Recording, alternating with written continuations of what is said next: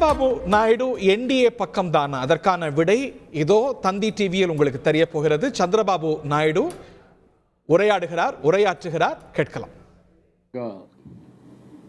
ఇబ్బంది పడ్డాయో ఏ విధంగా నిర్వీర్యం చేశారో మనం అన్ని చూసాం.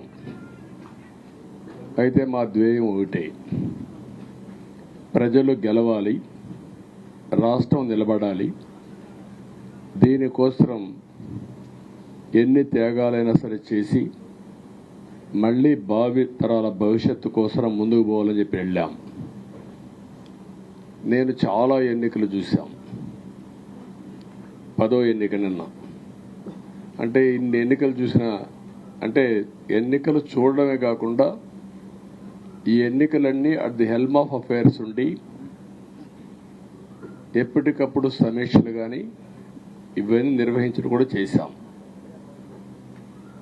రాజకీయాల్లో ఒడికిదుడుకులు సాధారణంగా ఉంటాయి. ఎవరు శాశ్వతం కాదు. దేశం శాశ్వతం, ప్రజాస్వామ్యం శాశ్వతం, రాజకీయ పార్టీలు శాశ్వతం, అధికారం అశాశ్వతం. రాజకీయ పార్టీలు కూడా సక్రమంగా ఉంటే మళ్ళీ ప్రజలు ఆదరిస్తారు, లేకపోతే రాజకీయ పార్టీలు కూడా చాలా పార్టీలు కనుమరుగైపోయినాయి. వ్యక్తులు కనుమరుగైపోయారు, రాజకీయ పార్టీలు కనుమరుగైపోతాయి. కానీ ఇంత హిస్టారికల్ ఎలక్షన్ నేను ఎప్పుడు చూడలా. నా జీవితంలో చాలా ఎలక్షన్స్ ఫేస్ చేస్తే కానీ వేవ్ కనపడేది, వ్యతిరేకత కనపడేది. కానీ ఈ ఎలక్షన్లో ఎక్కడో అమెరికాలో ఉండే వ్యక్తి ఒక 5 లక్షలు 10 లక్షలు ఖర్చు పెట్టుకొని నేను రావాలి, ఓటేయాలి, రాష్ట్రం నిలబడాలి, ప్రజలు గెలవాలి అనే ఆవేదనతో వచ్చారు. ఎక్కడో పక్క రాష్ట్రాల్లో ఎక్కడో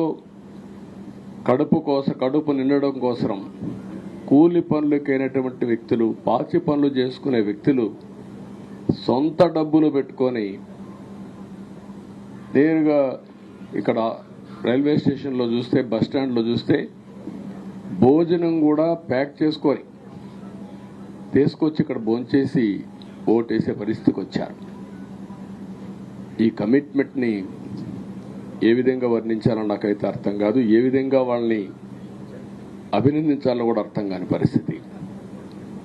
అనేక ఎన్నికల్లో అనేక అనుభూతులు చూసాం. కానీ మేము అన్ని ఎన్నికల కంటే ఇది ఒక తెలుగుదేశం పార్టీ చరిత్రలో, ఆంధ్రప్రదేశ్ రాష్ట్ర ప్రజల చరిత్రలో సువర్ణాక్షరాలతో లిఖించదగ్గ ఎన్నిక. ఇది ఒక హిస్టారికల్ ఎన్నిక. ఆగస్టు క్రైసిస్ తర్వాత, ఎన్టీ రామారావు గారు పార్టీ పెట్టిన తర్వాత 83లో మేము గెలిచాం. అప్పుడు 200 సీట్లు వచ్చాయి. కొత్తగా పార్టీ పెడతానే ఎన్నికలకు వెళ్ళి 9 నెలలు అధికారంలోకి వస్తే 200 సీట్లు వచ్చాయి. 94లో మీరు ఒక్కసారి చూస్తే ప్రజా వ్యతిరేకం వల్ల 3 ముఖ్యమంత్రులు మారడం వల్ల ఆ రోజు మీరు ఎన్నికలు చూస్తే దగ్గర అపోజిషన్ పార్టీకి రిక్వైర్డ్ నెంబర్, అంటే అపోజిషన్ లీడర్గా వచ్చే స్టేటస్ రాకుండా వచ్చాయి. అవన్నిటిని వర్పించే విధంగా ఈసారి ఊహించని విధంగా వచ్చింది. అంటే దానికి కారణాలు నేను ఎక్కువ చెప్పక్కర్లేదు, అనుభవించిన ప్రజలకి అర్థమవుతుంది. ఎప్పుడైనా సరే ప్రజాస్వామ్యంలో ప్రాథమిక హక్కు మాట్లాడే స్వేచ్ఛ. ఆ స్వేచ్ఛనే కోల్పోవాల్సి వచ్చింది. అదే కాదు, బ్రతికే స్వేచ్ఛ, ఆస్తులు పెట్టుకునే స్వేచ్ఛ, ఇవన్నీ కోల్పోయే పరిస్థితి వచ్చింది. అందుకే మీరు చూస్తే మొన్న ఎలక్షన్లో సరే ఏ విధంగా మేమందరం కలిసాం అవన్నీ మాకంటే ముందు మీకే తెలుసు. కలిసినప్పుడు ఎవ్రీ ఈవెంట్ ఇవి వేదిక నుంచే ప్రారంభించాం. అక్కడి నుంచి ముందుకెళ్ళాం. ఆ రోజు చెప్పాం, ఈ రోజు ఒకటి చెప్తున్నాం. మా ఆలోచన ప్రజలు గెలవాలి, రాష్ట్రం నిలబడాలి. అంతవరకు సాధించగలిగాం. 55.38% ఓట్లు పడ్డాయి. దీంట్లో తెలుగుదేశానికి 45.60% పడ్డాయి. వైసీపీకి 39.37% పడ్డాయి. ఇది ఊహించినటువంటి ఒక్కొక్కసారి 95,000 మెజారిటీ. ఒకప్పుడు నేను చార్మినార్ ఎగ్జాంపుల్ చెప్పేవాడిని. చార్మినార్ అంటే అక్కడ ఎంఐఎం కంచుకోట, అక్కడ ఎప్పుడు ఎక్కువ ఓట్లు వచ్చేటివి. ఆ తర్వాత కుప్పం, సిద్దిపేట పోటీ పడేటి రెండో స్థానానికి. అప్పుడు కూడా 70,000, 80,000, 50,000 కాడ ఆగిపోయేవాళ్ళం. ఈసారి 95,000, 94,000, మళ్ళా 92,000, 91,000. మంగళగిరి లాంటి కాన్స్టిట్యున్సీలు 91,000 మెజారిటీ. ఏ విధంగా అభివర్ణించాలో నాకైతే అర్థం కాదనమాట. అంత ఇదెళ్ళిపోయినాయి. ఇవన్నీ చూసిన తర్వాత ప్రజలు ఇచ్చిన తీర్పు మీరు చూస్తే అహంకారం, నియంతృత్వం, విచ్చలవిడితనం, ఏదంటే అది చేస్తాననుకుంటే ప్రజలు క్షమించే పరిస్థితులు లేరు. అదే ఈరోజు నిరూపించే పరిస్థితికి వచ్చారు. ఒక మాటలో చెప్పాలంటే ఈసారి వీళ్ళు చేసింది గుణపాఠం పాలకులకు కాదు, అవినీతి అహంకారంతో ముందుకు పోయే ఎలాంటి ధ్వంసకారులకైనా ఇదే జరుగుతుందని నిరూపించారు ప్రజలు. దానికి మనస్ఫూర్తిగా అభినందిస్తున్నా. అదే సమయంలో 5 సంవత్సరాలు మా కార్యకర్తల పడిన ఇబ్బందులు, చాలామంది స్లీప్లెస్ నైట్స్, కంటి నిండా నిద్రపోని పరిస్థితి. అక్కడి నుంచి నేను చూస్తే చాలా కడాన మనిషిని హింస పెడుతూ, నువ్వు ప్రాణంతో బతకాలంటే జై జగన్ అనమంటే జై తెలుగుదేశం, జై చంద్రబాబుని ప్రాణాలు సందర్భం చంద్రయ్య. ఇది తలుచుకుంటే ఆ కమిట్మెంటే, ఆ త్యాగాల ఫలితమే ఈరోజు ప్రజాస్వామ్యాన్ని కాపాడుకోగలిగాం. ఒక్క మా కార్యకర్తలకే కాదు, మీడియా 5 ఏళ్లు మీరు పడిన ఇబ్బందులు, మీరు కోర్టుల చుట్టూరు తిరిగిన ఇది, మిమ్మల్ని సిబిసిఐడి ఆఫీసులో పెట్టి వేధించిన విధానం, అవి తలుచుకుంటే ప్రజాస్వామ్యమే సిగ్గుతో తలంచుకోవాలి. అలాంటి సంఘటనలు జరిగాయి. మేనేజ్మెంట్ని ఒకరినని కాదు, ఎవరినైనా పట్టుకురావచ్చు, ఏదైనా చేయొచ్చు అనే ధీమా వచ్చేసి ఇష్టానుసారంగా ప్రవర్తించే పరిస్థితికి వచ్చారు. అదే సమయంలో ప్రజల మీద, మా పార్టీ మీద సరే, ఈవెన్ జనసేన, పవన్ కళ్యాణ్, ఆయనకు కూడా స్వేచ్ఛ లేదు. ఎక్కడైనా సరే విశాఖపట్నానికి వెళితే ఉన్న పళంగా విశాఖపట్నం నుంచి వెకేట్ చేయాలని తిరిగి, అంటే నగర బహిష్కరణ. ఒక నాయకుడిని నగర బహిష్కరణ చేస్తే కారణం చెప్పకుండా ఇంకా వేరే వాళ్ళ కథ ఏముంటుందో మనం ఆలోచించుకోవాల్సిన అవసరం ఉంది. కేసులు పెడితే ఎందుకు పెట్టావు కేసు అని అడిగితే దానికి సమాధానం చెప్పకుండా ముందు నిన్ను అరెస్ట్ చేస్తున్నాం, తర్వాత కేసు డీటెయిల్స్ ఇస్తూ ఉంటారు. ఇలాంటి చాలా జరిగాయి. ఇవన్నిటికీ పరిష్కారం కోసం ఈరోజు మనం చూసిన తర్వాత ఇది మాకేదో అధికారం అని మేము అనుకోవడం లేదు, ఒక బాధ్యత. మేము పాలకులమే కాదు సేవకులం అని చెప్పి నినాదానికి శ్రీకారం చుట్టారు. ఇవన్నీ గుర్తుపెట్టుకొని పనిచేస్తాం. నేను చాలా స్పష్టంగా సూపర్ 6 ఇచ్చాం. అదే మాదిరిగా ప్రజాగళం ఎన్నికల మేనిఫెస్టో ఇచ్చాం. ఇవన్నీ కూడా ప్రజల్లోకి బాగా వెళ్ళాయి. ఒక హోప్ క్రియేట్ అయింది. ఇవన్నిటి ఫలితాలే నిన్న వచ్చాయి. అదే మాదిరిగా మేము ఇక్కడ మీరు చూస్తే ఒక పక్క తెలుగుదేశం పార్టీ మొట్టమొదటిసారిగా పవన్ కళ్యాణ్ గారు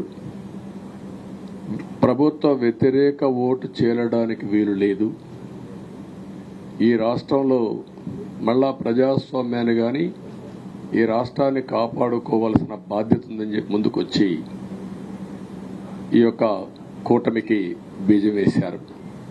వారిని మనస్ఫూర్తిగా అభినందిస్తున్నాం. ఆ తర్వాత బీజేపీ కూడా ఈ కూటమిలో భాగస్వాములయ్యి ముగ్గురం కూడా మీరు ఒక్కసారి ఆలోచిస్తే ఒకరు ఎక్కువ ఒకరు తక్కువ కాకుండా ముగ్గురం కలిసి పనిచేశాం. భేషజాలు ఎక్కడా లేకుండా మేము ఏదైతే చెప్పామో ప్రజలు గెలవాలి, రాష్ట్రం నిలబడాలి, దీనికోసం పై స్థాయి నుంచి ఢిల్లీ నుంచి వచ్చినటువంటి బీజేపీ నాయకులు కానీ, ప్రధానమంత్రి అమిత్ షా గారు కానీ, ఇక్కడుండే పవన్ కళ్యాణ్ కానీ, తెలుగుదేశం పార్టీ కేంద్ర నాయకత్వం నుంచి కింది వరకు అందరం కూడా ఒక ట్రూ స్పిరిట్తో పనిచేశాం. 175 అసెంబ్లీలు, 25 అసెంబ్లీలు అన్ని పార్టీలకు సంబంధించిన సీట్లుగా ఎన్డీఏలో భాగస్వాములుగా ఒక బాధ్యతతో ముందుకు పోయాం. అందుకే ఈ అనూహ్యమైనటువంటి విజయాన్ని సాధించగలిగాం. ఇక్కడి నుంచి బాధ్యత ఉంటుంది. ఆ బాధ్యతని ఏ విధంగా చేయాలనో అవన్నిటి కూడా ప్రణాళికలు తయారు చేసుకుంటాం. అంటే ఈ 5 సంవత్సరాలు జరిగిన విధ్వంసం మీరు ఒకసారి చూసిన తర్వాత ఇది ఒక 30 సంవత్సరాలకు ఎంత డ్యామేజ్ చేయాలనో అంత డ్యామేజ్ జరిగింది. వ్యవస్థలు విధ్వంసం అయ్యాయి. మొత్తం ఎకానమీ కుప్పగూలిపోయింది. అప్పులైతే ఎంత చేశారో ఇంకా లోతు పోతే తప్ప మనకు తెలియదు. ఎక్కడెక్కడ చేశారో ఏమేం చేశారో తెలియదు. ఇంకొక పక్క ఎక్కడికక్కడ సహజ సంపద, ఒక శాండ్ కావచ్చు, మినరల్ వెల్త్ కావచ్చు, లేకపోతే ఏదంటే అది ఇంకా మాకు అడ్డే లేదు, ఏమైనా చేయగలుగుతాం, ఎవరైనా అడ్డొస్తే తొలగించుకుంటా పోతామనే ధీమాతో ముందుకు పోయారు. కొంతమంది భయపడి రాలేకపోయారు, ఎదిరించలేకపోయారు. నా కళ్ళ ముందర ఒక రైతు చూస్తే ఆ పొలం పక్క నుండి ఇసుక తీసేస్తే అక్కడ భూగర్భ జలాలు ఉండవు. వ్యవసాయానికి నీళ్లు కూడా కొరత వస్తుంది. పక్కనుండే పొలాల్లో కూడా నీళ్లు ఉండవు. కానీ మాట్లాడే సాహసం చేయలేకపోయాడు. ఆయన కళ్ళ ముందర ఆయన పొలంలో మట్టి తీసుకుపోతా ఉంటే ఎదిరించలేని నిస్సహాయ స్థితికి వచ్చాడు. మా వాళ్ళు పోతే హౌస్ అరెస్టులు చేశారు. ఇవన్నీ చెప్పుకుంటూ పోతే ఒకటి కాదు, చాలా జరిగాయి. అవన్నీ కూడా ఏ విధంగా చేయాలనో చేస్తూనే మళ్ళీ వ్యవస్థలన్నీ కూడా పునరుద్ధరించాల్సిన బాధ్యత ఉంది. అదే మరిగా మాకు ఒక 4-5 రోజులు ఇవన్నీ చూసిన తర్వాత డెప్త్కి పోయిన తర్వాత మీరు పేపర్లో రాసినట్టు కానీ మేము మాట్లాడినట్టు కానీ ఒక లెవెల్లో ఆగిపోయినాయని నా ఉద్దేశం.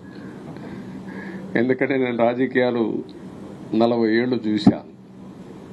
ప్రభుత్వాలను మేము అధికారం ఉన్నప్పుడు చూశాను, బాగు చేసి మళ్ళా అపోజిషన్కి వస్తానే వీళ్ళు నాశనం చేస్తే మళ్ళీ నేను అధికారంలోకి వస్తానే దాన్ని బాగు చేయాలంటే ఎన్ని కష్టాలు ఉన్నాయో నేను చూశాను.